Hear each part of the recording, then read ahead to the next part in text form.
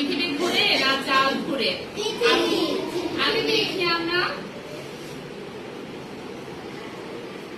দেখো সূর্যের চারপাশে কে ঘুরে?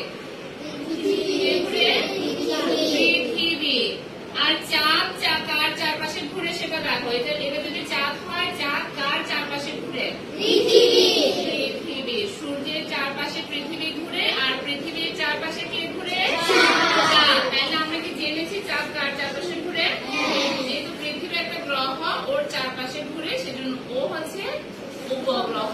আর চাঁদ পৃথিবীর একমাত্র প্রাকৃতিক উপগ্রহ। প্রাকৃতিক মানে তোমরা জানো, যেটা মানুষ তৈরি করেনি। ঠিক আছে? তো এখন আমরা একটু আরেকটু বলে দিই।